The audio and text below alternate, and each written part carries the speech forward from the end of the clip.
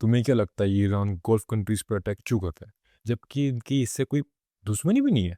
चलो मैं तुम्हें इसका ब्रेकडाउन देता हूँ भाई। ये जो जियो पॉलिटिकल गेम चल रहा है ना ईरान की तरफ से, इसकी प्रिपरेशन सालों से चल रही होगी। तुम भी सुन के इसको बिल्कुल हैरान हो जाओगे। Look at this small region. छोटी सी लेयर है यहाँ, ऑलमोस्ट 35 किलोमीटर की।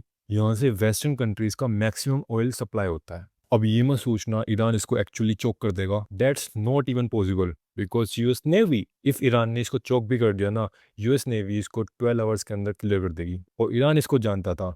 तो उसका रियल गेम क्या था? ईरान न्यू कि अगर मैं इन गल्फ कंट्रीज पे अटैक करूंगा, this entire region declare as a war zone. और जब वॉर जोन डिक्लेयर होता है तो इंश्योरेंस कंपनी स्टेप बैक ले लेगी। वाई? सिंपल मैथ है। $100 मिलियन का शिप होता है, $200 मिलियन का ऑयल कार्गो होता है। इफ एक भी मिसाइल शिप को लगती है, boom, oil spills into the ocean, जिससे होगा क्या? Environment damage. और जिसको क्लीन अप करने के लिए ऑलमोस्ट $1 बिलियन लगेंगे। एक सिंगल शिप अटैक और बिलियंस ऑफ डॉलर की liability. No insurance company handle this kind of exposure. और एग्जैक्टली यही हुआ। लेआउट्स ऑफ लंदन, इन्होंने यूएस और इसराइल बॉन्ड शिप को इंश्योरेंस देना बंद कर दिया। एंड छोटी कंपनीज तो ऑलरेडी नहीं दे सकती, और बिना इंश्योरेंस के शिप चलाना, दैट्स जस्ट स्टुपिडिटी। और जो कंपनी इंश्योरेंस दे रही थी उनका प्रीमियम स्काई रॉकेट हो चुका है। इतना ज्यादा कि प्रॉफिट मार्जिन प्रैक्टिकली जीरो हो चुका है। और अगर एक महीना भी ऐसा चलता रहा, जो कि ईरान के लिए डुएबल है, तो यूएस और वेस्टर्न इकोनॉमी में ऑयल सप्लाई सीरियसली डिस्टर्ब हो जाएगी। और ऑयल के बिना इंडस्ट्रीज रुक जाएंगी, फाइनेंशियल सिस्टम क्रैक करने लगेगा, और कोई भी इकोनॉमी ऑयल के बिना नहीं चल सकती। ब्रो ये ईरान का एक स्मॉल स्टेप था, लेकिन strategically it was massive. Bro ये